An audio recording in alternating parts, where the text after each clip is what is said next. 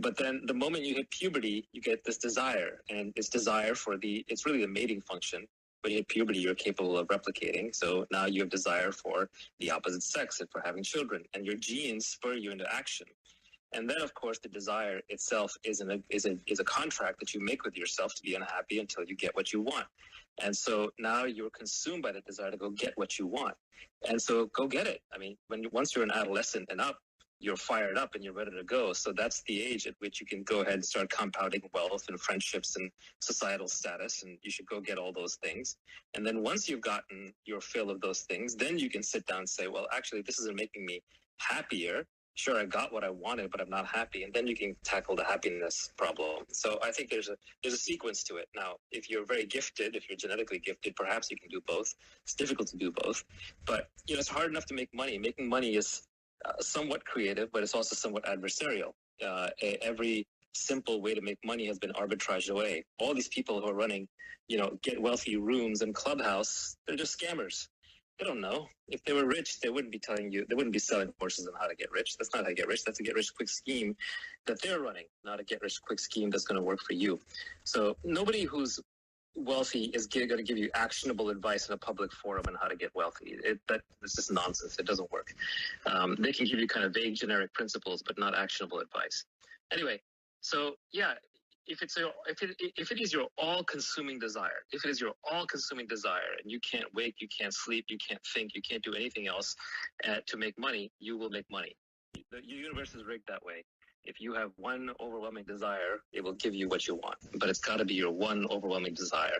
But the problem is that most of us are creatures of mimetic envy. We look around, we want everything. You want her looks, you want his money, you want their friends, you want her attitude, you want his car, you want that person's family relationships, you want everything. Well, you can't have everything. You got to choose. So I do recommend going for wealth creation relatively early because it does favor the young, believe it or not. And then when you're older, you'll have learned the systems and the principles. And then aging naturally has a way of reminding you that you're running out of time. And that will force you to focus on your happiness because you'll realize, actually, I'm making enough money, but I seem to be running out of time. And time is the one thing I can't get back. So, yes, both of these things can be figured out. The myth in our society, there are two myths in our society. One of them didn't used to be a myth. We used to call it the American dream. We used to say, hey, anyone can be wealthy. And I think that is still true. But the myth that is emerging now is that, no, you're a victim of your circumstances and you can't make it, so don't even try.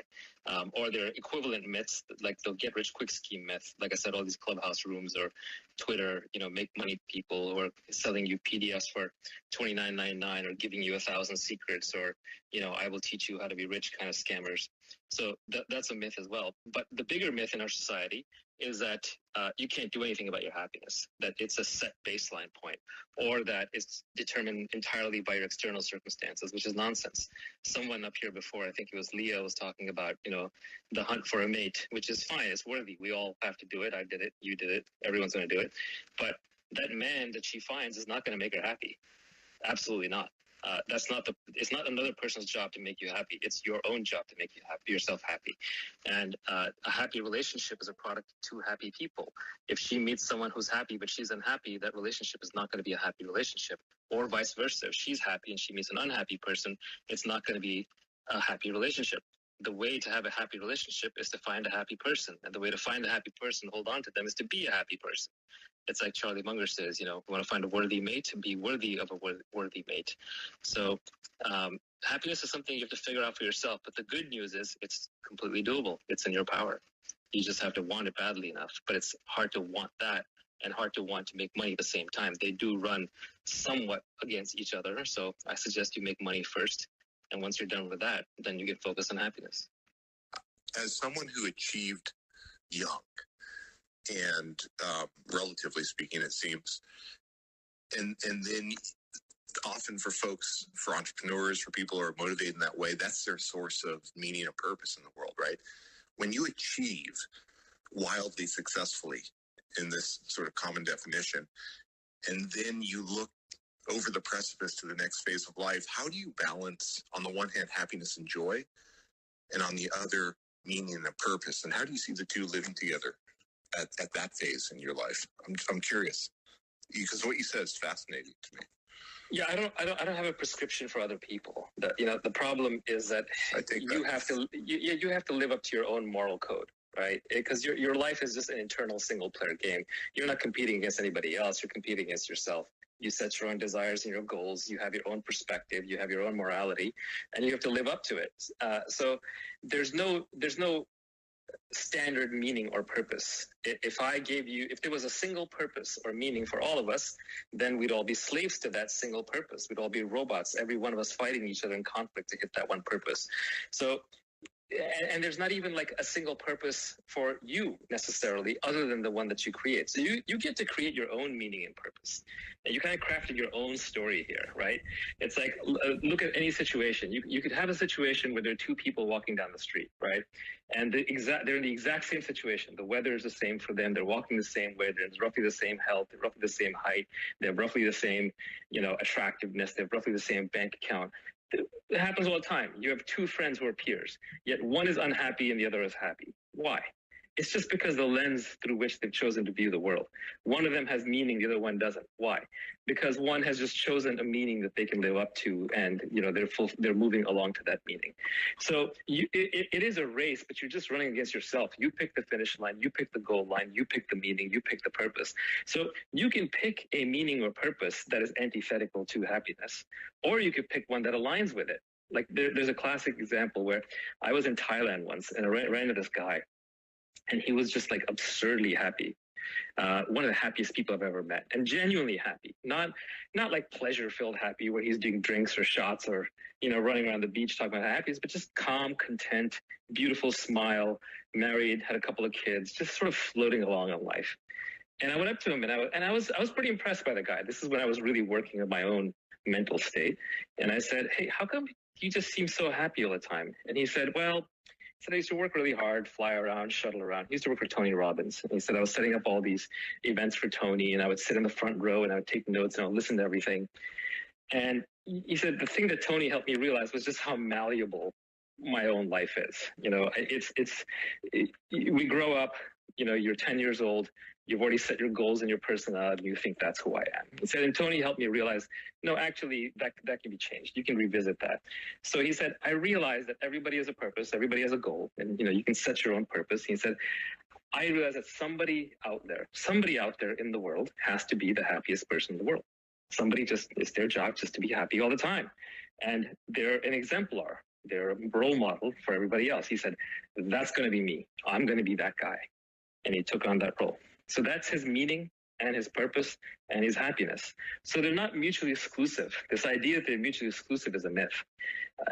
I'll say something that I think is pretty controversial, that I think will annoy a lot of people. But to me, the only true test of intelligence is if you get what you want out of life. If you're not getting what you want out of life, how smart are you? Now, a lot of people hate to hear this because they think being smart means that you can't be happy, that they run against each other. Not really. If you're really smart, you'll figure out how to be happy also. Now, you get what you want out of life. Now, you have to be careful what you want, right? If you want to have 6 arms and 6 legs, you're not going to get that out of life. If you want to be able to jump to the moon or fly, you're not going to get that out of life. So part of intelligence is not just getting what you want out of life, but also knowing what to want, what is rational and reasonable to want, and then only pursuing those desires as opposed to just wanting every little thing that gets thrown your way. Anyway, I reject this idea that meaning and purpose run counter to happiness. You can absolutely align those, as many people do, right? Look at the Mother Teresa's of the world, and the Gandhis. No, I would never assert that they're crosswise. Right. No. Sorry, then I don't mean to strawman you. I may have misunderstood what you're saying. They're absolutely compatible. Look, this is the oldest wisdom in the book, right? Go to the Bhagavad Gita, right? What does the Bhagavad Gita say? It says, you're entitled to your labor, but not to the fruits of your labor. What that means is, you do your work, but you don't necessarily get attached to what the outcome is going to be. The value is in the job that you did. The beauty is in the work that you put in. It is complete in and of itself. Whatever happens, happens. That's not up to you. The universe is a big, complicated place. All you know is you did your best job, and that has meaning. In my world, that means that you're impatient with your actions at all times, but you're patient with your results. And you don't necessarily know how it's going to work out. There's a beautiful saying in Arabic, inshallah, God willing, right? Inshallah. Yeah, whether you're religious or not. Sorry if I mangled it. I don't speak the language natively, but it was beautiful. I'm sorry for interrupting. Oh no, not at all. Thank you for helping. But to me, that is, that is a lot of just how the world works. Look, you didn't choose where you were born. You didn't choose when you were born to your parents. You didn't choose what age you live in. You didn't choose your height, your weight, your genetics, your environment, your conditioning, your actions. You chose almost nothing on this planet. So you do your best work that you can according to your own moral code. And what's going to happen is going to happen. It's kind of like a movie. It's playing out. How much of it did you really pick? Don't get too stressed out or attached to the outcome. One very helpful exercise that I like is just, and you have to do this for yourself. This will help you only if you genuinely do it for yourself. So I'm not going to do it for you. No one else should do this for you. But, when you have a lazy afternoon sometime and you're sort of journaling or you're kind of self-reflecting or even going for a walk, sit down and just think back to your life 5 years ago and really try to envision what your life was like 5 years ago. Think about where you were, how you dressed, who your friends were, who your lover was, what you were into, what you were working on, what your emotional state was, and write down the best advice that you possibly can to yourself from 5 years ago. Then do the same thing to yourself from 10 years ago, and the same thing from 15 years ago, and 20 years ago, and however long it makes sense to go back. And I think you will find that you are your own best therapist and advisor. You're the person who knows yourself the best. And I think what you'll find is that there will be a consistent pattern in the advice that you give your previous self. And I think that will actually, in a weird way, answer the question that you asked. But I don't want to do it for you because then it loses all meaning. True knowledge only comes from doing the work. If you can't embody it, it's not real. Naval, that was amazing advice. I also heard you say once that all your fans are nerdy guys, and that may be true, but I've recommended you to so many of my hot girlfriends because women are often told that life is a zero-sum game. Not told, but taught implicitly. And you talk a lot about how everyone can get rich, and you've also said you're never going to get rich renting out your time. And also 40-hour work weeks are a relic of the industrial age. Knowledge workers function like athletes, train and sprint, then rest and reassess. So can we talk first a little bit, if you have time, of course, if you're not tired, a little bit first about how everyone can get rich and life is not a zero-sum game and we can all make it. Maybe people need to read your pinned tweet if they haven't seen it already. And then about renting out time, if that's okay. Yeah, but I don't want to monopolize this conversation. So if other people want to speak, please do speak up. Don't feel like, I'm just here talking. I reserve the right to leave at any moment. It's everyone's quiet because they want you to speak, bro. Please we want you to talking. Naval, please keep talking. Well, so good. I just want to say, Naval, you were the first millionaire to actually give advice on Clubhouse, I feel. So thank you, because I feel like I couldn't get this in an ebook for some reason. I don't know why. Okay, look, I want university. Millions, so I will give you my best advice on that in a moment. First, let me just say thanks for recommending me to all your hot girlfriends. Unfortunately, my wife treats our relationship as a zero-sum game. So it is. That is incredible. It is not zero-sum game. And also, Nicole is a hot woman who's also a fan. So, Nicole, don't forget to conclude yourself in that group. Thank you. Of course. Anyway, so on getting wealthy. Look, I use the provocative title "How to Get Rich" because it grabs people's attention. But we're really talking about wealthy. Wealthy is assets, right? And the goal here is to get out of 9 to 5. 9 to 5 is just modern slavery. Now, obviously, it's not the real horrific slavery that, people's ancestors experienced, but it is a modern trimmed down form of slavery. It's wage slavery, right? You basically you don't choose when you wake up. You have to go to your drudgery job. You have to punch in the clock, punch in the hours, as if we're living in factory times, as if input has anything to do with output. Well, we live in the age of infinite leverage. With your mind, you can move mountains if you knew the right things to do. Elon Musk doesn't have more hours in the week than anybody else. He just spends it better. Or he has the knowledge to apply it better. Omniscience at some level implies omnipotence. If you were God, and if you had infinite knowledge, you wouldn't actually need to do anything. But if you wanted to do something, you would literally just flick one particle of sand, and you just knew that the wave was going to hit all the other particles, that whatever you wanted to have happen would happen, because you just knew how everything connected to everything. So knowledge is literally power. So the way to earn in the modern world is through knowledge and leverage. It's not through work. And so you want to be a knowledge athlete if you want to earn, not a physical athlete. Physical athletes, we put them in showrooms like the Olympics so they can show off, or we do it for fun or for health, but it's not the way that you actually create and gain wealth. So to create wealth requires a couple of principles. Many of these are obvious, but it sort of helps to kind of put them together. The place where I kind of create a framework around it, I say there are three things that you really need to do. The first is you need to have some specific knowledge. The second is you need to take on accountability. And the third is you need to have leverage. Those are the three key components. Specific knowledge is knowing how to do something that other people don't know how to do. And you can't be trained to do it. So then it begs the question, how do you learn it? What is specific knowledge? Examples of specific knowledge could be the artificial intelligence field is just coming up and I'm really deep into it. Or I have a really deep understanding of crypto. Or I know how to do sales of very difficult large objects. Like I know how to sell houses that are like broken down and in need of repair. Specific knowledge could be, I'm the most entertaining gamer on the planet. I can play games on Twitch in such a way that people just love talking to me. It could even just be, I'm a great Clubhouse speaker, but on a certain kind of topic that other people just don't understand. So how do you gain specific knowledge? It's almost a catch-22.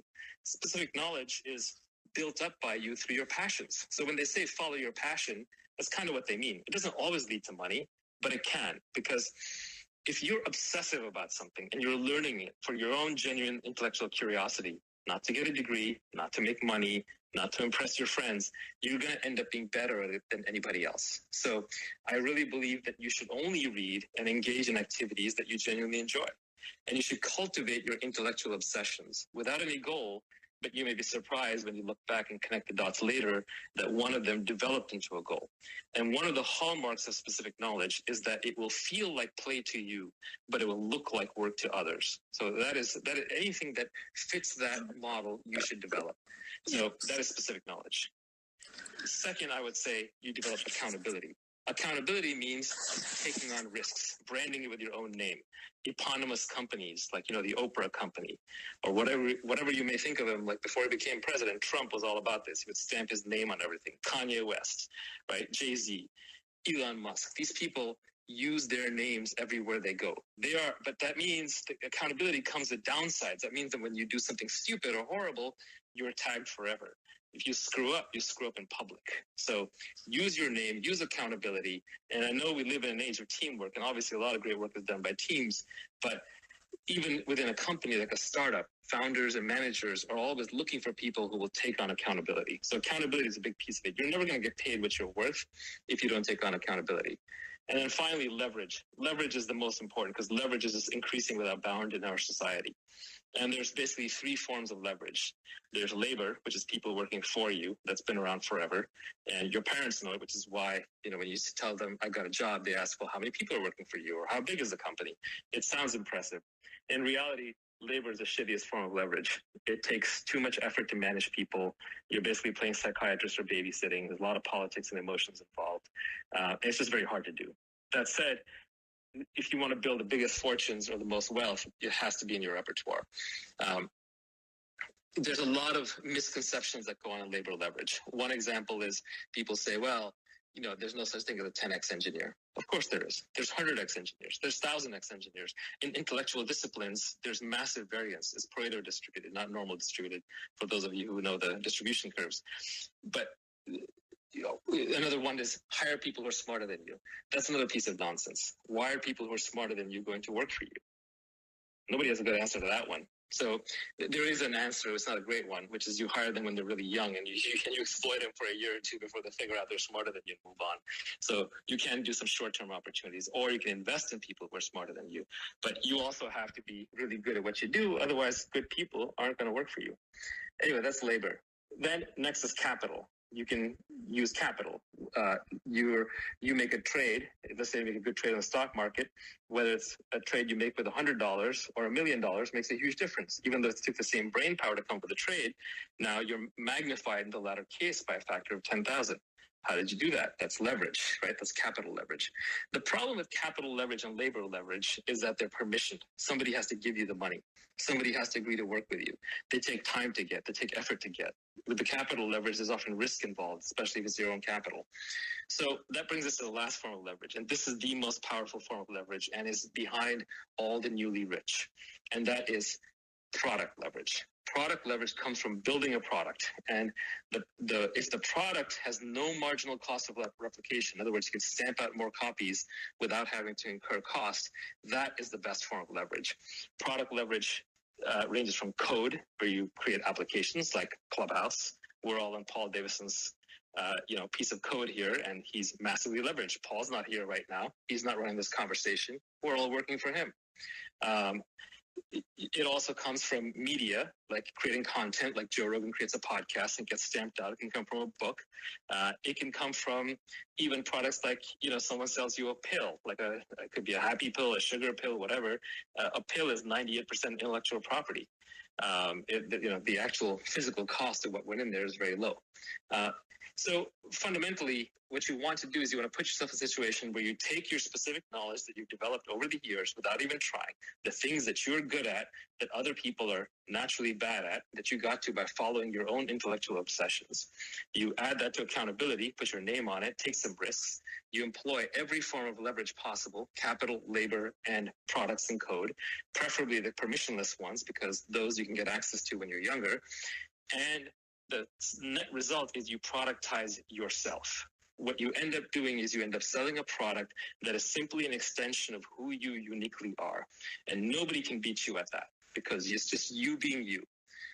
And this can take a while to set up, but once you set this thing up, it will be a flood, a tsunami of money that will keep you flush for the rest of your life. And then you can figure out how to be happy. So we need to be rich first before we're happy, or at least comfortable. At the very least, comfortable. Yeah, not true. After all of that. I didn't even realize. Yeah, right. I didn't even realize I liked tsunamis until I knew they came in the form of money. Oh my God! And now, here we are. Here's another thing. Advanced move. Here's another thing, Naval. You said if you don't own a piece of a business, you don't have a path towards financial freedom. And, why is owning equity in a business important to becoming rich versus wage work? Can I just interject? It sounds like you had a very compelling case for conditional happiness, but not unconditional happiness. And I'm curious if you differentiate between the two. Real happiness is unconditional. The moment you have a condition, then you're basically saying, I'm not going to be happy until that condition is met. So if you meet somebody who's really free and happy, that's unconditional. But, most of us aren't monks or sages or Buddhas or planning to get there anytime soon. We're on this earth for some kind of the fight, so we want to do something interesting with our lives. So it's not going to be unconditional for most of us. But you're right in that the real happiness is unconditional. Because otherwise, there's always something screwing up the moment. There's always some sense of something missing in the moment that messes up your happiness. I think the question was about owning a piece of a business. Yes. What I described about accountability, leverage, and specific knowledge, eventually you productize it into a business. Equity is the upside. So when you look at a business, the way a business runs is a business essentially has three sets. Okay, let me make it a little simple. 4 sets of people who have claims upon the business. A business has a bunch of assets, right? Has a bunch of value. And there are 4 sets of people who have value claims in that business. One is customers, right? And the customers they've paid for some product and they're owed some of the product. Very simple, straightforward, limited, easy. Then there are creditors. These are the people who have lent money to the business and they got to get paid back their coupon, their interest rate every month. Otherwise, the business goes under. But notice that they're always just going to get their interest rate. They're not going to get more. They're not going to get less. And if the company can't repay, the company is bankrupt and they try to recover what they can. The employees are actually very much like the creditors. They and the customers. They work but they're going to get a set amount. They're getting security, they're getting insurance, they're getting fixed employment. And then finally, they're the owners of the business. And one of the beautiful things about Silicon Valley is that people give equity to the employees, so they create a larger class of owners. But the owners actually don't get anything guaranteed. The owners do not get anything in the form of insurance or in the form of predictability, but they get all the upside. And in the modern world, it's all upside. You're only playing for upside because the upside can be so non-linear. These businesses that were worth $10 million when they started out can suddenly be worth $10 billion a few years later. And all that upside goes to the equity holders. So you must own a piece of a business if you want a path to financial freedom. There's literally no other way. Even the people who make a lot of money by supposedly renting their time, like when you see doctors or lawyers who get very rich, if you squint, what you see is that they actually own a private practice that has some kind of a brand, and there are a bunch of other doctors or lawyers working for them. And yeah, there are bankers who kind of, I would put at the top end of the wage slave spectrum. But even there, the best ones are hedge fund managers who own their own business called a hedge fund, as opposed to the ones who are working as, brokers on Wall Street and still getting paid a salary.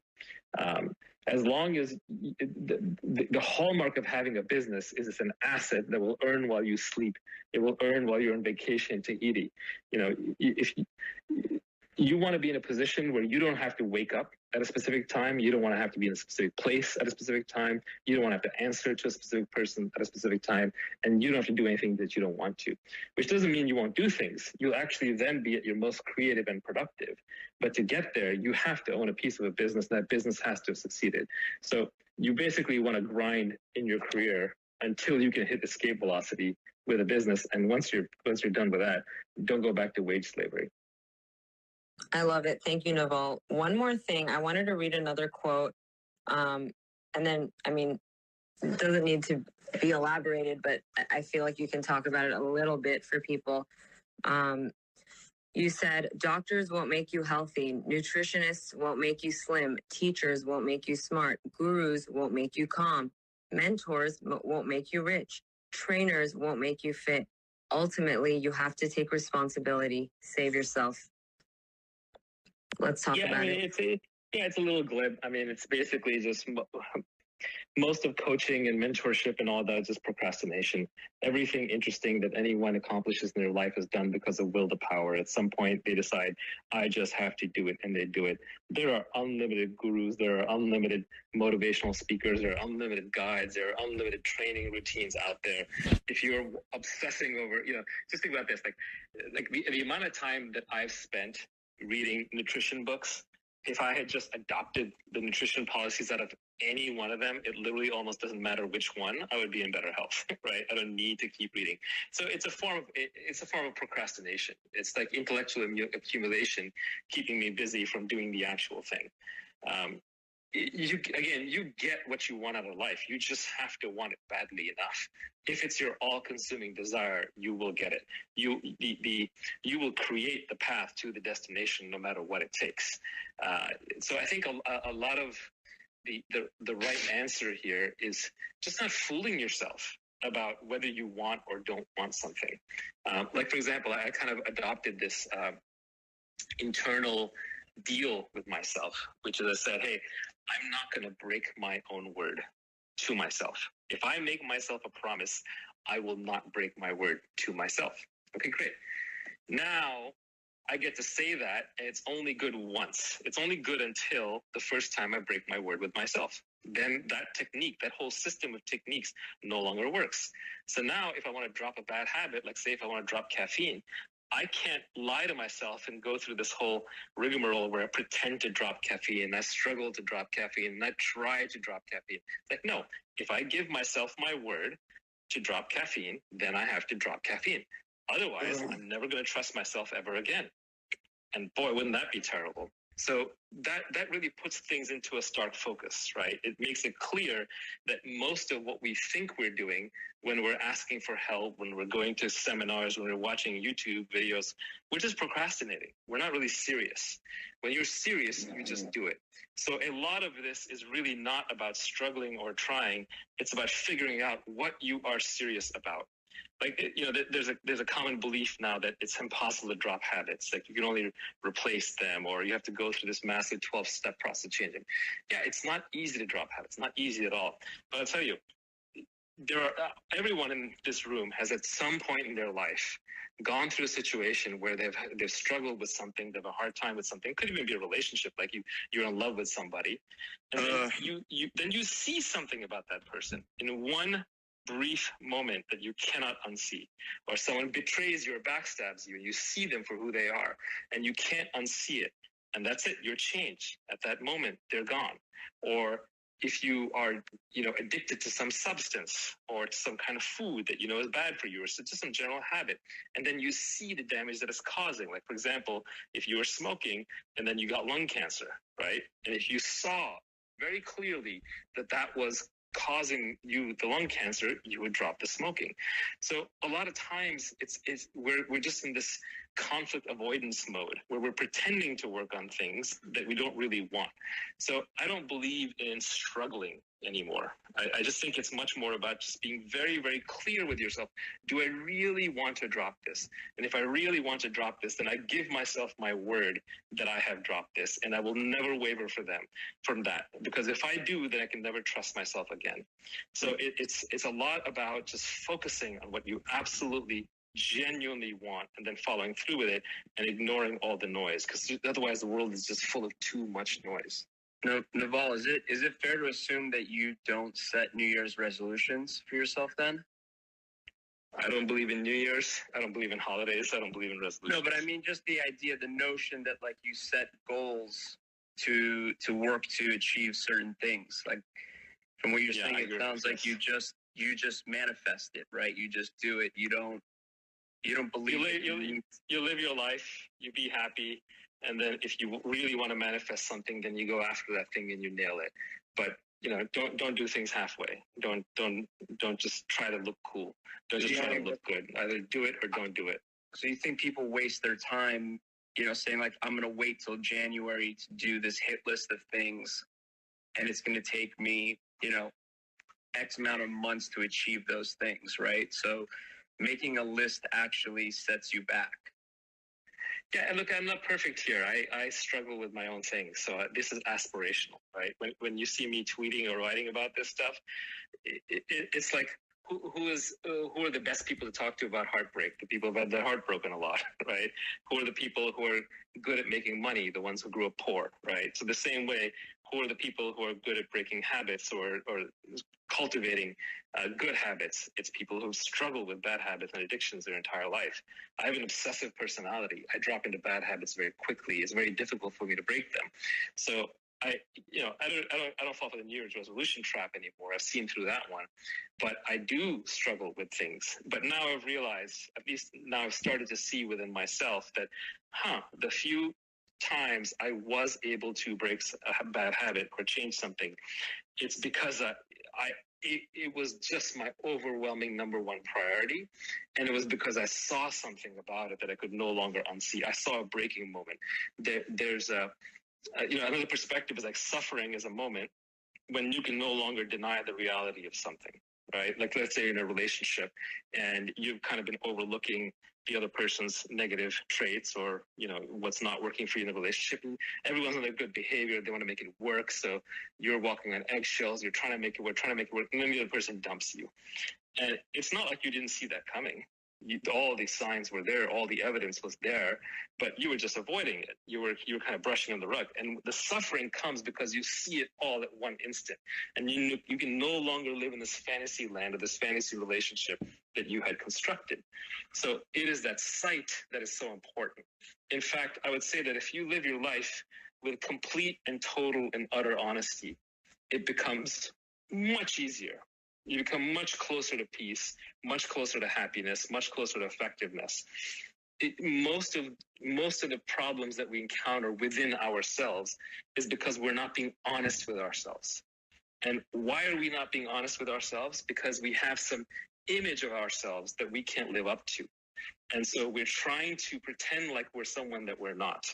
And it might also be to impress other people. That's the modern disease, right? You jump on Clubhouse, Instagram, Twitter, everyone's showing their best lives to everybody else, their fake best lives.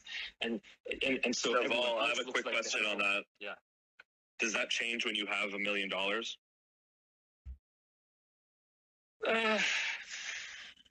Look, I'll say there's a threshold you get past where you're not fearful anymore. I can only speak for myself, right? I can't, like, if you were born rich, maybe you have different outlook, maybe your numbers are different.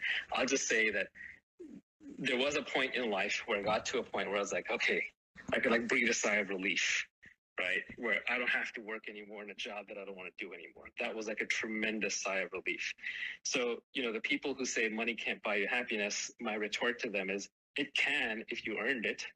You know, like if you know what it's like to be poor, if you start there, and if you know what it's like to struggle, and if you earn it, you have some satisfaction around it, you don't have imposter syndrome or guilt around it, it gets you to a level where you don't have to worry about it, then yeah, it'll get you to a baseline. It's bullshit that it's not going to buy you happiness. Use your imagination, people. Right? It's not so bad. So maybe people say it can't buy you happiness because they're just afraid that then they'll, you know, or maybe they want to make poor people feel better. I don't know what the reasoning is. But anyway, I think, yes, it can get you a certain baseline level of relief, which, you know, everyone should frankly experience. That said, it's not going to make you like genuinely actually happy. I know far more rich, miserable people than I know miserable, normal, middle-class people. I would say there's a level of poverty below which, yeah, I would say below a certain level of poverty, like misery reintroduces itself. But there are things that matter a lot more for quote-unquote happiness, which is probably the most poorly defined word in the English language, you know, right up there with love. There's a lot of different ways, things that go into the so-called happiness, like community, friendships, values, self-esteem, peace, you know, ambition, like your level of ambition or desire, perspective, religion, frankly. You know, religion is something we threw out the window because we rejected it once we found science and we saw the excesses of religion. We threw religious values out the window, but I think we're poorer for it. And now we're creating religions where we go. There's new fashionable religions popping up everywhere under different names, and we're suffering for it. Yes. And there was a really deep part of being human that spirituality fills, and you have to fill that somehow. In fact, what is the most important question in life? The most important questions in life are not how do I make money, or how do I be happy, or who do I marry, or where do I date. The most important questions are like, what the hell am I doing here? Right? Why am I here for? What am I here for? This is a part of the conversation that I definitely am so thankful that first of all, brother, I love everything that you're saying. So like-minded is I think that you were, aside from, I know everyone in this room you have given them, there's great value in you being here, but I think for me, everything that you're saying is just like you were sit here for everything that's going on in my life right now. Just in terms of what my purpose is, what the next phase of my life is. Like, I've been an actor for 36 years of my life, and I had to go against every norm in Hollywood. I grew up in Brooklyn, where my father was in and out of jail my entire life. And necessity is the mother of invention. So when you were talking about, hey, when you want it, you're going to create it, and you're going to get there. I didn't know anyone in the industry. I had to bust my tail every single day. People thought I was crazy for, desiring the things that I said that I wanted out of this life. And every single thing that I said that I wanted, I got from the way I live, where I live, having a wife, having 2 children. I'm talking about specifics. Like, when I was a kid, I was like, I want a wife. I want 2 children. I want 2 dogs. All of those things, just being specific about those things, having that intention, and then working toward it. The thing that I want to ask you, just in terms of purpose, because I often tell people, that acting is my passion, but activation is my purpose. And so I wrote this book and created this platform based out of the pain that I experienced with my father, and him not giving me the messaging of manhood that I needed, and it created a great deficit in my life. And so it took a lot for me to get to the other side of it, and I never want to see anyone else suffer the way I suffered. So everything that you were talking about in terms of doing the thing that you feel like is play to you and maybe work to everyone else. Like what I do now is something that I could do for feels like 24 hours straight, and all I need is a glass of water and I'm fine. And everybody else is knocked out after, a said specific period of time. And my battery is still full because I feel like this is my purpose. Like when God created me, he created me to be a servant. And one of the things that I talk about in my book is how men are supposed to be servants while males, look to serve themselves. And so I just want to talk to you about, or ask you, what is it that you feel like in your life has become your purpose? And whether that, I've always told folks, if you're true to that, your money, your profits, all of those things will come as long as you submit to what you feel like your purpose in life is. Can you talk a little bit about that? I don't want to quite say what my purpose is. My purpose is ludicrous. It's absurd. It's not worth talking about. Well, wait, Naval, sorry. Can I suggest a purpose for you on Sunday, please? Sure. So 5 p.m. Pacific on Sunday, Nicole and I are hosting the next stand-up show on Clubhouse, and we'd love for you to drop in if you'd like to laugh with us, Naval. I don't schedule anything, but thank you. I literally don't have a calendar. I know you don't, but if I didn't tell you, then it wouldn't even be planting a seed in your mind. So now it's sure, there. If you catch me on Clubhouse, pull me in. But one of the things that I get away from is the slavery of calendars. And that's kind of the point of making and let us say amen. And let us say amen. That's amen. I actually have a question for Dondre. Actually, I have two questions. Dondre, is your father still alive? Yeah, my father is alive. We actually reconciled after 20 years of being estranged from each other. My father kidnapped me at age 6. Basically taught me how to be a cheater at age 12. And so I witnessed my mother and my father being extremely volatile towards each other. And at 46, after having a conversation with my daughter, who simply just asked, do you know where your father is? I realized that God was sending me a messenger that was telling me that it was time for me to heal up those wounds that I had with my father. And instead of seeing my father like my father, and instead seeing him like my spiritual brother, whose development was arrested around the same time that my development was arrested, I really began to have a pathway forward and having empathy for my father. And, as I often say that, it's always incumbent upon the one who has the gift of understanding to be more understanding. And because I was in this place in my life, I knew that I had to do something in order to reach out and to help my father. That was my assignment. You sound like you've been healed, but has your father been healed as a result of your tolerance, or at least your patience with him? Yeah, and I don't want to say tolerance because, and I know what you mean. But I don't want to use the word tolerance because, that would make me, that would put me in a space where, I'm this higher being and that my father, isn't. I just had an understanding that my father was a byproduct of all the things that he got or didn't get. And so my father couldn't give me what he never had.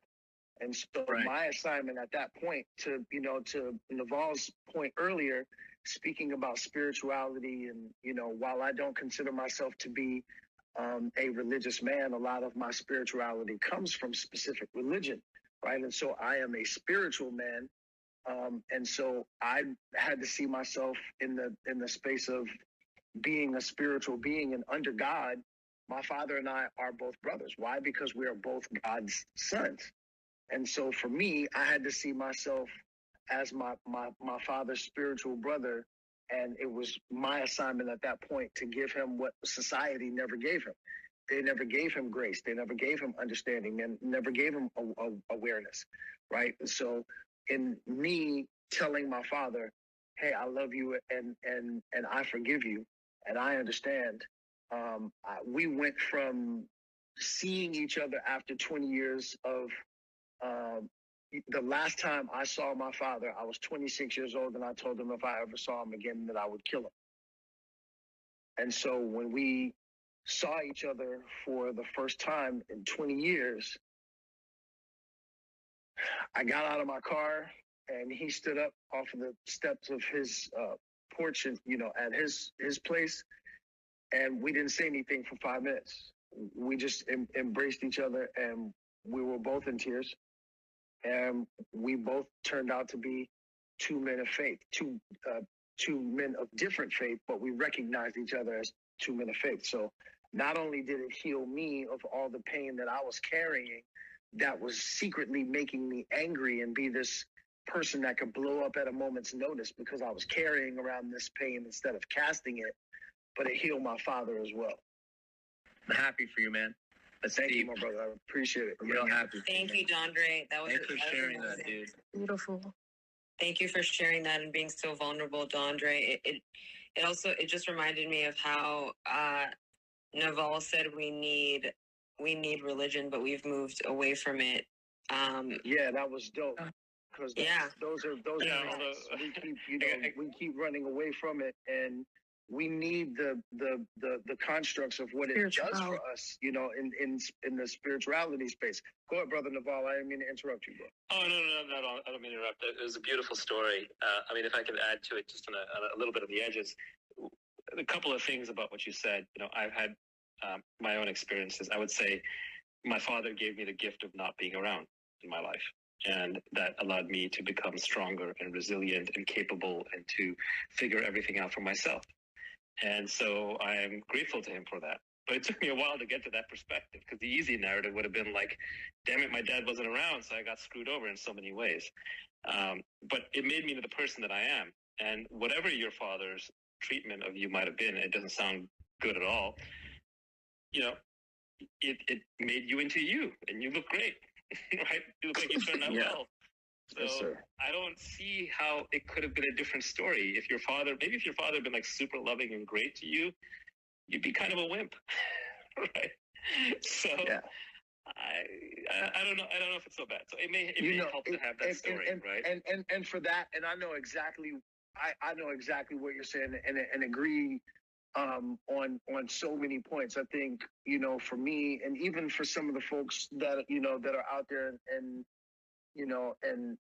listening to this, for me, it was about eliminating some of the key points of trauma that may have been a little unnecessary. But then when you look at the other side, so say like at 6 years old, when a person who's responsible for your life takes you or steals you away from the other person that's responsible for you in your life, in that case, my mother, and then waking up, in his car in the middle of the night, 2:30 in the morning, 3 o'clock in the morning, not knowing where your father is, and you're 6 years old, and you have to navigate, dangerous streets of Brooklyn in order to find your way back to your mother.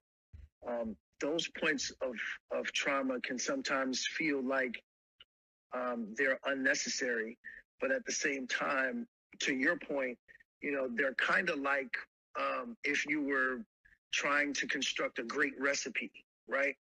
Sometimes you add something bitter in order to accentuate what is sweet, in the recipe, right? And so Sometimes we have to find the pathway forward through our traumas and to understand how they actually shape us. If I didn't have those things, I may not have been activated enough to write my book, Male versus Man, right? And so, to your point, sometimes some of those things are some of the actual key ingredients that go into making us into the dynamic human beings that we become as a result of having to get through them. The first is exactly, warriors get built in wartime, not in peacetime. And so you're a warrior, you had to go through your wars. I think the second part of it is that there are things that happen, and then there's stories that we tell ourselves as to what happened. And those stories are very powerful. And if you can change the story of what happened to you, it's sometimes just as good as changing what happened to you. And for example, forgiveness, right? You don't forgive because you're a good person. You don't forgive because you're doing the other person a favor. You forgive so you can finally have peace, so you can move on, so you can clear your own mind, so you can be fresh and powerful and strong and going forward. Sorry, yeah, because the only person I'm hurting is myself by holding on. Exactly. Yeah, you're holding this grudge, which is like a hot poker in your brain every time you think about this. So, and you can't let it go prematurely. You can't fake it either. If you fake it, you try to forgive, that splinter will always still be there in your mind. But you just have to get past it at some point. At some point, you just get exhausted with holding the grudge. And you realize, actually, the carrying of the grudge is doing damage to me. And it's not like I'm actually getting some form of revenge or satisfaction in the other person. And that's the point at which you're ready to let go of the grudge. So before, when I was talking about how you change when you see something properly, same way you forgive someone when you see the damage that is causing you. You reinterpret your story when you see that those stories are malleable. All of these all come from one place. There's a common root to all of this. And the common root is just self-awareness. And self-awareness is a thing that can be cultivated. So when people say, like, how do I become happy? It's actually just be more self-aware. How do I become more successful? Just be more self-aware, because then it'll tell you what your true desires actually are.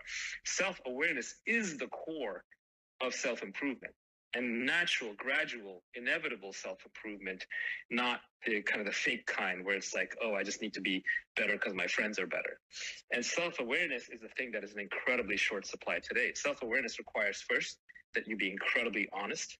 You never, ever, ever, ever, ever lie to yourself, and you never lie to somebody else. Okay, we could just stop right there. Because how many of us in our society are really, truly willing to be honest, and then we wonder why we're not in honest relationships, right? Because the vast majority of us are so afraid to be honest with ourselves, and then we wonder why we can't be in honest relationships, and usually it's because we're not being honest with ourselves first. Naval, please, I have a question for you. I'm just in awe of everything I've heard you say in the past hour or so, just been taking notes. At what point in your life would you say you developed the level of clarity that you have in life? Was it a moment that triggered it, or was it a series of events that led you to this point in life? I think clarity comes from it's a combination of three things. It comes from honesty, a commitment to honesty, which I developed when I was very young. Because I grew up in the rough and tumble streets of Queens, and I used to hang out with some really rough characters. I used to hang out with some Russian mobsters when I was a kid. There were other kid mobsters, junior Russian mobsters. But they sort of had this weird code of ethics amongst them where they were brutally honest with each other all the time. And if you told even the slightest white lie, they would beat the living daylights out of you or out of each other. But if you literally told them the truth, they would believe you even if their life was on the line. So it was just something that drilled honesty as a core virtue into me early on. And I've always loved science and physics. And so those are also all about truth seeking. So truth was sort of always my number one value, where it was to the point of I would rather be unpopular and disliked and be a loser in life and know what's real and what's true and speak the truth, as opposed to the other way around. People can always, people don't always know the sound of truth, but they know the feel of truth. You know when someone's trying to snow you. You know when someone's bullshitting. Deep down, you're hardwired for it. I think people are hardwired for it. So just speaking the truth, just having a deep conviction for it, not the simple one where it's like, yeah, I'm not going to lie. No, I mean deeply convicted and always telling the truth. That was a really big piece of it. Second is I had to figure everything out for myself. Part of it is because, my dad wasn't around. Part of it is just because I just don't believe anybody. Because if you're truth seeking, then you're also very skeptical, because everyone's always trying to persuade you. The world is full of propaganda. Every major institution is spewing propaganda at you. Every book is spewing propaganda at you. Everyone's got a point of view. They're trying to convince you. Almost nothing is clean. So you have to figure everything out for yourself from the ground up. So I'm still not good at the advanced stuff. I'm not going to be good at calculus or advanced physics, or even you could throw any advanced philosophy concept at me and I'll give you a blank look. But I just know the basics and I know them rock solid. I would rather just read an arithmetic textbook 100 times until I understand it than move to geometry if there's even a single thing in the arithmetic textbook that I don't know cold. So no memorization, just understand the basics over and over until you have clarity. And then the third thing is self-awareness. And self-awareness for me is, cultivated originally through solitude. Every exceptional person is built in solitude because society is over-socialized. There's too many voices in our head, from TVs, from social media, from Clubhouse here, from me talking to you. There's just too much noise. Even all the stuff that I'm saying to you is noise, because you're going to go back and you're going to be like, man, that guy had 20 great ideas. How do I become like him? And that's completely the wrong answer. You're never going to be me, but you can be an amazing version of you. You can be the best you that the world can possibly have ever seen. And the way to do that is to spend time by yourself. It's to only to really just embrace who you are 100%. I don't mean this in some cheesy, you go girl, you're so powerful, blah, blah, blah. I don't mean it that way. I mean it in the sense that you have to love yourself because you are correct. You are right. There is absolutely nothing wrong with you. There is not a hair on your head that is out of place. You are never going to be as beautiful as you are now. You have everything you need to succeed. It's just you need to fully accept yourself, and you just need to go for whatever it is that you want. And you're not going to figure that out until you become comfortable spending time with just yourself.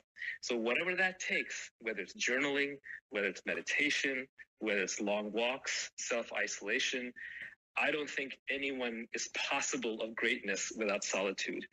And conversely, I would say with solitude, it's impossible for you to fail. But it's hard. Society now is rigged to give us all these escapes to run away into society. Naval, when you're speaking about honesty, I want to be clear. You're not saying to be truthful. You're talking more about being vulnerable, correct? I don't know. I don't really know about the word vulnerable. Well, how about open? Language is difficult, right? I say one thing, there's like a vision in my head.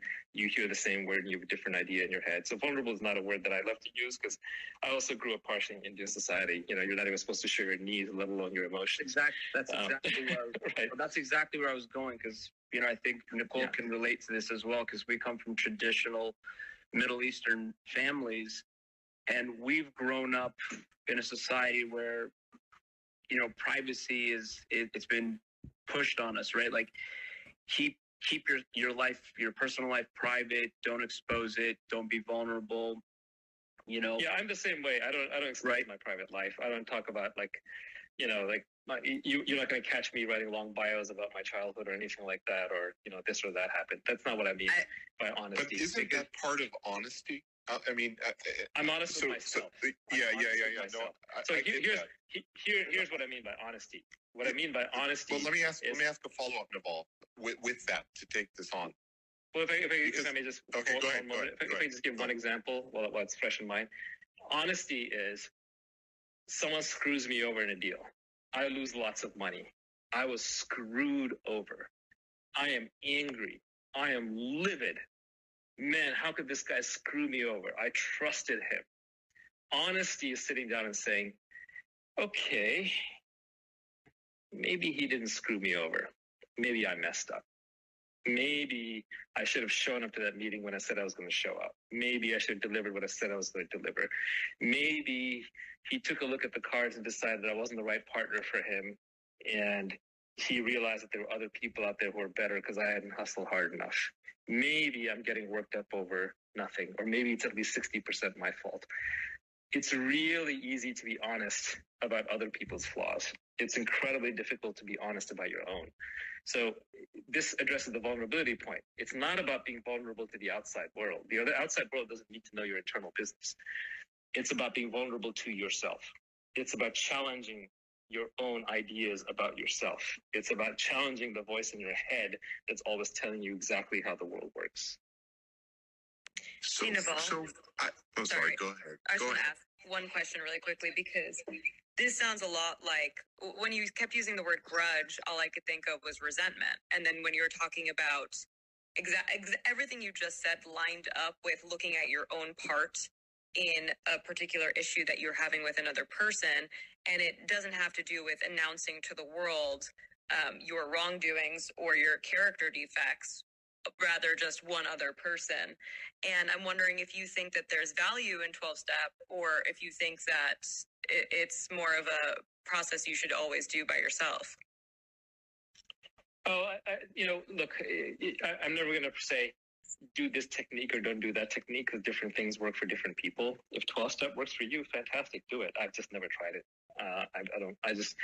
For example, there are people in my life who use therapists and they get huge value out of it. I use meditation. That's self-therapy. I just sit there and listen to myself, and who knows me better than me? And it's cheaper and it's free. And I can do it every morning, right? So whichever technique works for you, do it. Just do something that helps raise your level of self-awareness. Some people need to have their words echoed back to them, slightly reconfigured. So they get value out of talking to friends or a therapist or psychic hotlines. All a psychic hotline is, you pay $20 an hour, $30 an hour for some stranger to sit there and talk to you, preferably a mother-like character who's going to kind of console you and has some sort of authority through the astrology or whatever, or psychic powers. Even though it's not real, it doesn't have to be real. Just someone's willing to talk to you and listen to you.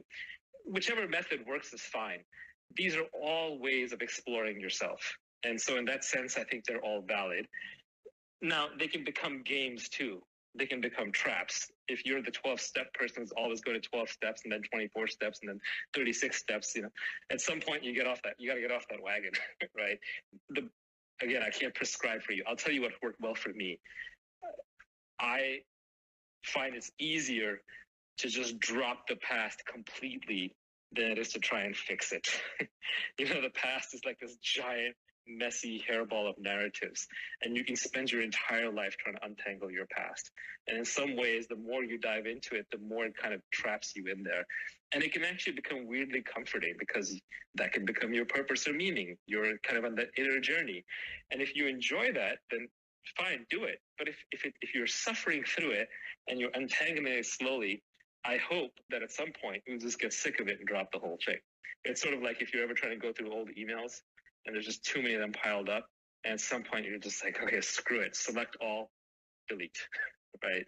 And if you can get to that point, I highly recommend it. I've heard you say before, it's best to be rich and anonymous and never famous. I agree. And I do want to go back to Sam's point, because we are Persian Jews, and we were taught to be very private, but also I feel like I was taught to feel a lot of shame about everything, like sex, mental health, everything. Do you have any kind of like relationship with shame or advice about shame? Because I know there's a lot of people from different cultures in the audience who were taught the same thing. I mean, there are people in the audience who were taught that they shouldn't go to therapy, and therapy does help a lot of people. So anything on shame? Well, I think this is also, Naval, a Jewish thing, but also, Nicole, I think this is a generational thing as well, because I feel like a lot of people's parents in previous generations were all taught similar values, and that our generation is leaning towards meditation and therapy and self-help. But Naval, I'm going to mute. shame is a part of social conditioning, as is guilt, right? Guilt is society's voice speaking in your head, and shame is society warning you, like, hey, you should feel bad about this, because if we catch you, we're going to make you feel even worse. So it's social conditioning. Now, some social conditioning can be good. You know, I don't know if any of you have ever had the experience where, like, you have to take your clothes off in public. Like, let's say you're in a situation where it's acceptable to do that. Like, you go to like some hot springs or a bath where everyone's nude. It's an incredibly uncomfortable feeling to take your clothes off in public if you've never done it. Like literally, your hands will resist you. Like you're conditioned like an animal. It's like a dog who's worn a collar too long being told to take its collar off. It's hard to do. So society conditions you like an animal, and it uses guilt and shame as sort of these drivers to remind you of what to do and what not to do. Is this always terrible? No. I mean, there's some good advice that comes with it, right? So, for example, it might be designed from a time when there was no contraception, and it was to keep women from getting pregnant through kind of an early encounter with some guy that they barely knew, and then next thing you know, their life is over because they're having someone's kid who they barely know. Or it could have been to avoid spreading or getting some kind of a disease, or to breaking a law and ending up in jail or killing somebody, right? So social conditioning is not always bad. You need it to function, but a lot of it is obsolete. Right. The problem is our parents' generation is not the generation that we live in. So we have to figure it out for ourselves. And that's the beauty of life. We're not just here to repeat what our parents told us, but they give us kind of a good default operating system. Now, you have a Persian Jewish operating system, cultural operating system installed in you, and maybe that doesn't apply to the world that you're living in. But I don't know. I mean, the problem is the word shame is so broad; it can be applied in many, many different contexts. But overall, I would say this comes back to self-awareness. If you were sitting there and journaling or meditating and realizing every time the shame emotion came up, and you unpacked it and you understood why you were having it, and you could kind of say, oh, well, that's why I'm feeling ashamed. And does that really apply anymore, or does it not apply anymore? It's that instead, when you have these emotions, instead of getting caught up in them and swept away with them and identifying with them, if you were to kind of analyze them a little dispassionately, and that's one thing therapy is good for, right? Someone else is analyzing that emotion for you, or meditation where you're just watching it play out, or journaling where you're writing about it and it's cathartic, then you can sort of decide which of these you want to keep and which of these you don't. Because when you have kids, you'll be doing it to your kids too, right? You tell your kids, hey, put your underwear on. Why? Right? My kid is always asking why. Anything I tell him to do, he needs an explanation, right? Which is good. And so I think we should all have explanations for why we feel ashamed or why we feel guilty. But it doesn't mean that it's always wrong to feel ashamed or guilty. These can be very practical. It's just some of these may be obsolete. So I want to believe there's a part of me, and by the way, Naval, much of what you're saying, I really find very compelling. You're a very charismatic speaker. I love your motto, don't take anyone's word for it, essentially, and test it out yourself. I get that. There are a couple things I want to pin you down on, though, because I don't know whether I believe you or disbelieve you, because I don't know whether you're saying this or you're saying that. And one of the pieces is, this idea of radical individuality, radical agency. There's something very deep and compelling there. I'm with you on it to a very large extent. There's a big but for me, though.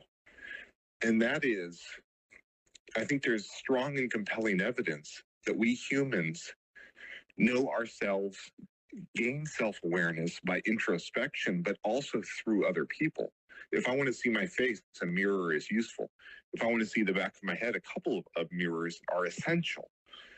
And so seeing our blind spots are often seen through the mirrors of other people, which enhances our self-awareness. And so I'm trying to understand if you are advocating on the final sum of it, that this is a radically individual enterprise, or is this a radically individual and interpersonal and communal enterprise?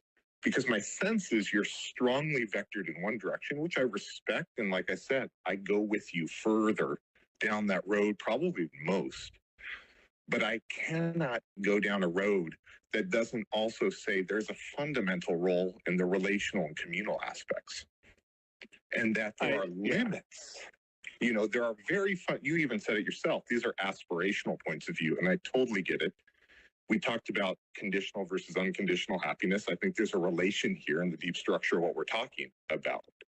But there are some real limits. And, you know, one of the things that I find in the Valley, right, what Tech calls thinking, Dowd's book, I think, is fantastic at pointing this out over and over again, and how we in Silicon Valley are obsessed with the infinitude, the possibility, you know, the horizon points, but we are so damn bad at accepting that there are real limitations to our free will, real limitations to our ability to be self-aware, and that we need to see ourselves through other people and through communities to be whole.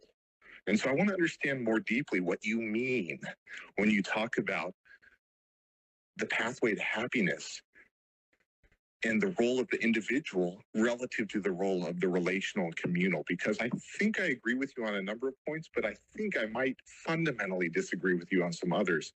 And obviously you give room for us to all test it ourselves with your creed, which I respect and agree with. But I want to get a sense of where you stand. I don't prescribe anything. I advocate nothing. I recommend nothing. I tell you what worked for me. I reject community. I reject groups. I reject consensus. I reject others.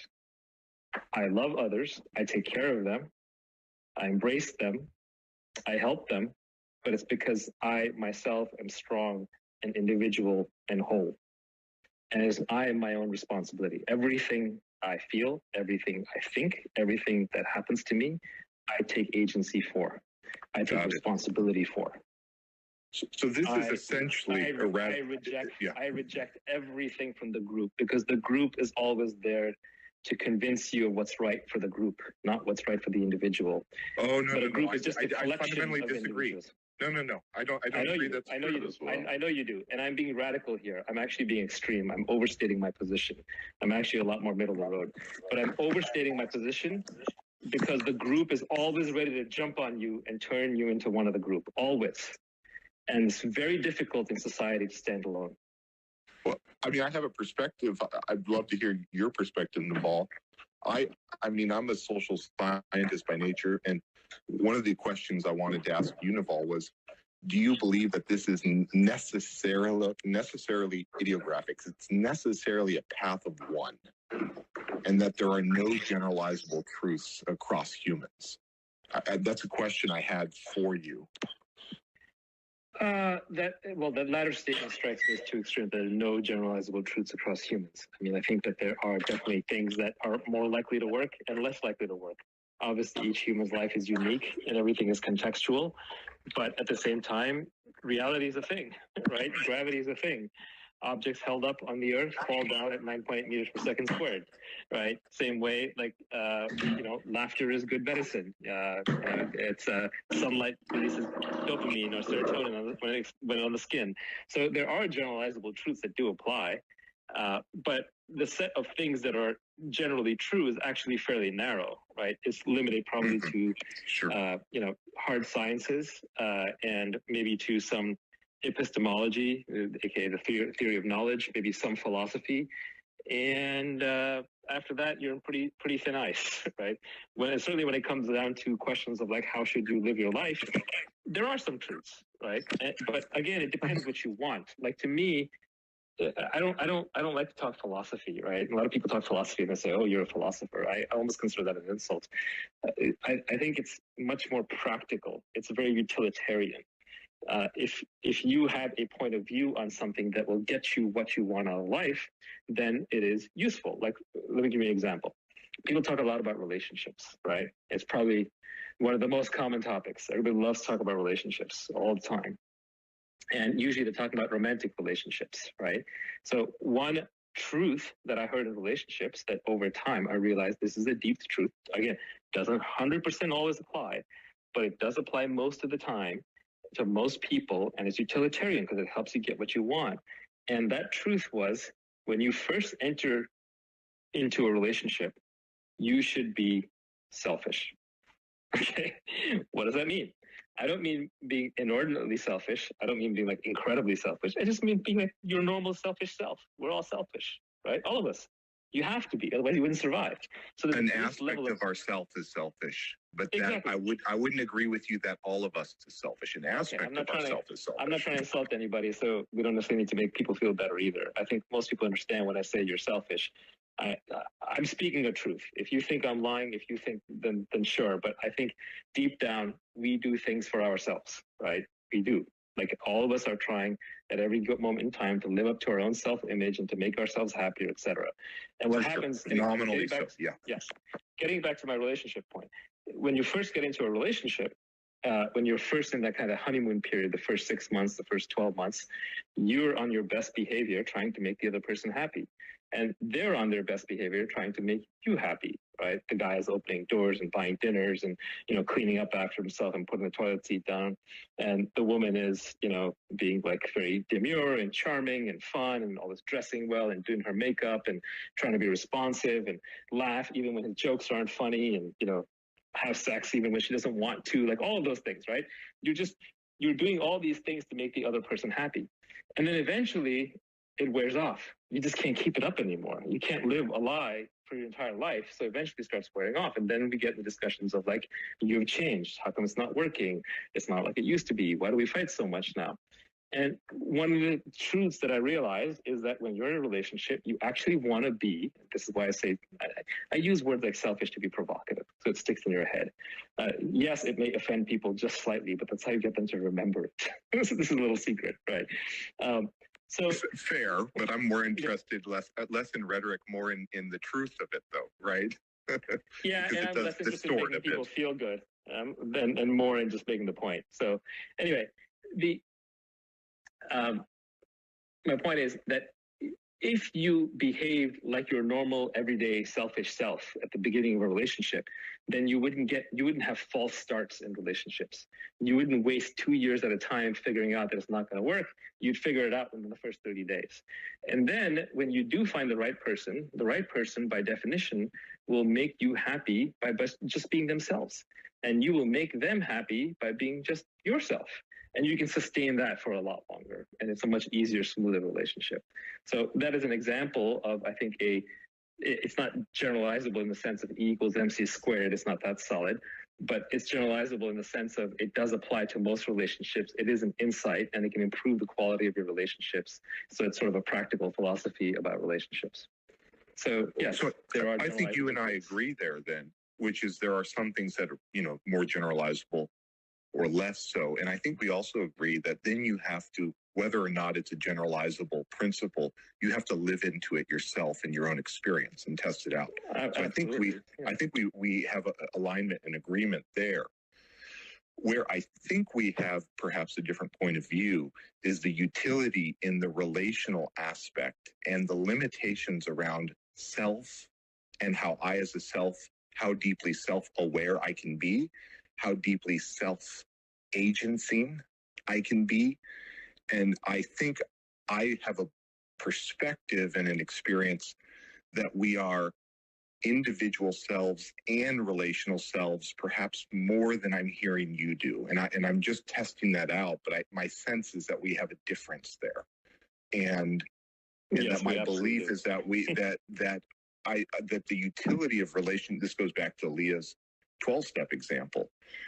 I think in some of these cases, it's actually fundamentally necessary to have an interpersonal or communal experience, at least to bootstrap our way through a healing process of a certain sort, or a developmental process at a certain stage, or we just may need to have that period for the rest of our lives in order to be the best version of ourselves in a cultural relational matrix as I define myself and my values and my morality.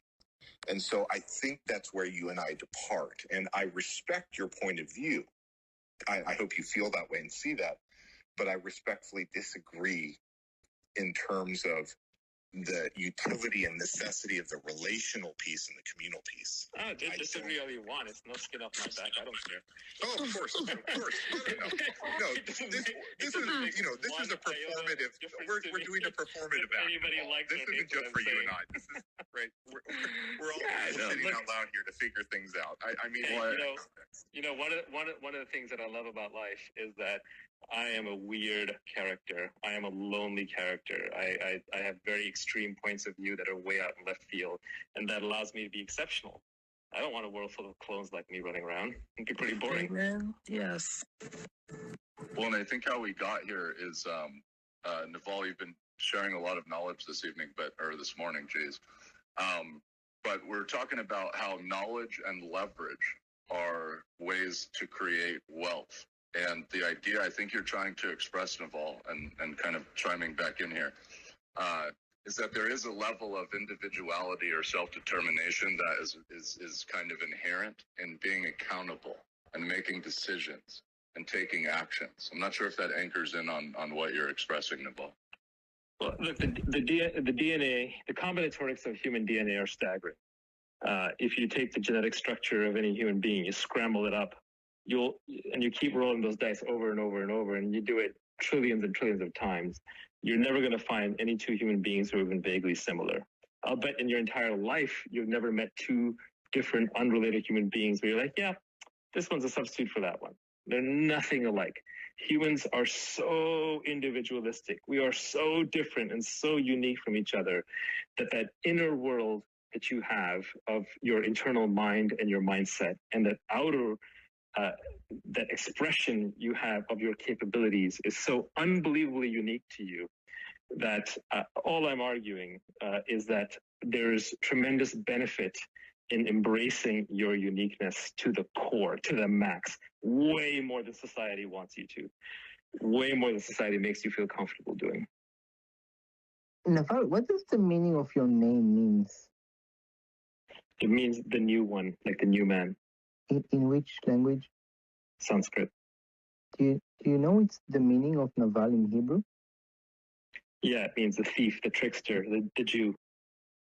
You're definitely the trickster. The villain, yeah. It's funny, my name in Hebrew, Michael Ronen, means who is as happy as God.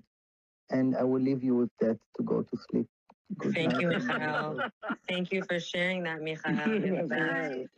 What a flex. What a flex.